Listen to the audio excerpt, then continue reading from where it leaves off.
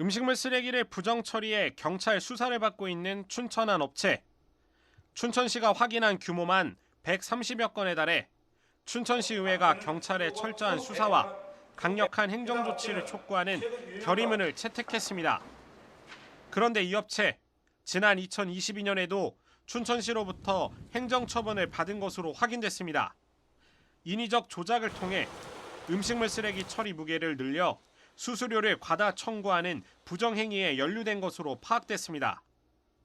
춘천시는 2022년 10월 해당 업체로부터 부당이득급 1,800만 원을 환수 조치했습니다. 문제는 춘천시가 부당이득금 환수 3개월 만에 해당 업체와 음식물 쓰레기 처리장 운영 위탁 계약을 연장한 점입니다. 계약 연장 이후 1년도 지나지 않아 부정행위가 적발된 건데 별다른 불이익 없이 계약 연장을 해준 춘천시 행정에 문제가 있다는 지적이 나오는 이유입니다.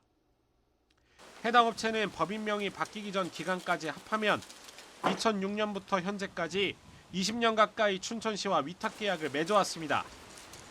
공정성과 투명성을 위해 조례를 개정해서라도 두 번 다시 이런 위법 행위가 일어나지 않도록 앞장설 것입니다.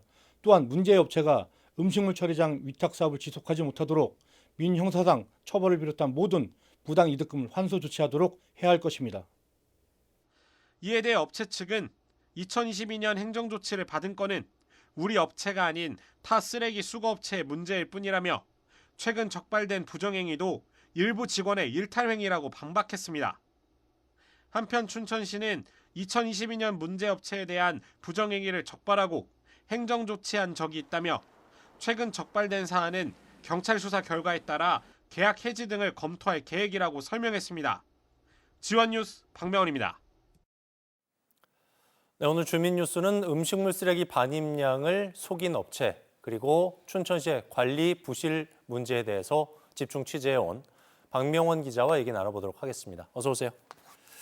자, 요즘 춘천에서 음식물 쓰레기 부정 처리 문제 연일 시끄럽습니다. 어떤 일이 일어난 거예요? 네, 춘천시는 음식물류 폐기물, 쉽게 말해 음식물 쓰레기를 처리하는 시설을 위탁업체를 통해 관리하고 있습니다. 그런데 바로 이 업체가 음식물 쓰레기를 처리하면서 부정행위를 저질렀고 춘천시가 이를 경찰에 수사 의뢰하면서 이 문제가 외부로 알려지게 됐습니다. 구체적으로 좀 살펴볼까요? 어떤 부정행위들이 있었죠? 네, 먼저 문제가 된 업체, 편의상 A업체라고 부르겠습니다. A업체가 위탁 운영 중인 춘천 음식물 쓰레기 처리장은 크게 두 가지 종류의 음식물 쓰레기를 처리를 하는데요. 예. 화면을 보시면 집에서 흔히 버려지는 가정용 음식물 쓰레기와 급식소, 대형 식당 등 음식물 쓰레기가 많이 나오는 다량 배출 사업장 음식물 쓰레기로 나뉩니다. A업체는 이중 다량 배출 사업장에서 배출되는 음식물 쓰레기를 처리장으로 반입할 때 무게를 재지 않는 방법으로 부당이득을 얻어왔다는 의혹을 사고 있습니다. 음식물 쓰레기를 처리를 하는데 무게를 안 쟀다니까 이게 좀 이상한 구석이 있는 것 같은데 어떤 내용인지 좀 구체적으로 말씀해 주세요.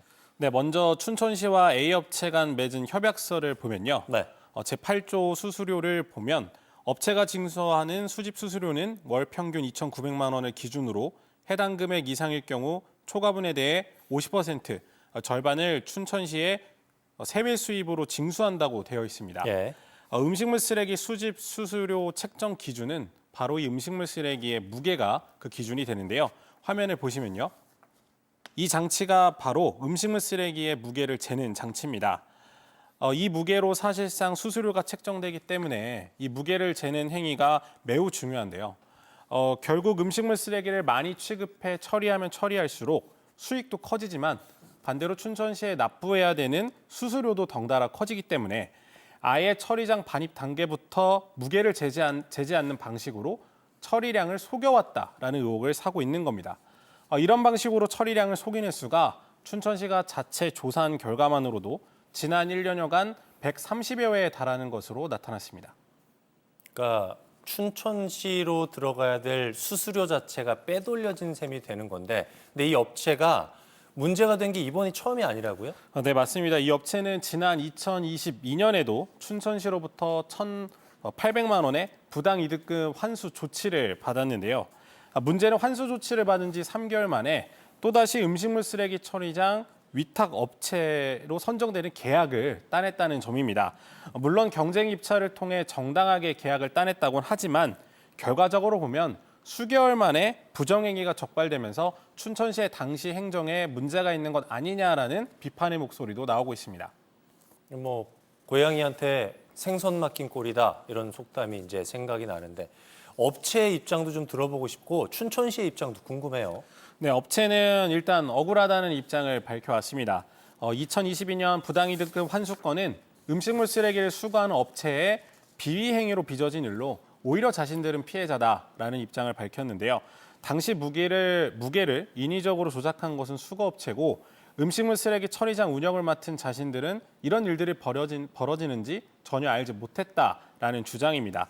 또 최근에 적발된 건도 일부 직원들의 일탈 행위일 뿐 회사는 전혀 관여한 게 없고 다만 도의적 책임감은 느낀다라는 입장을 알려왔습니다.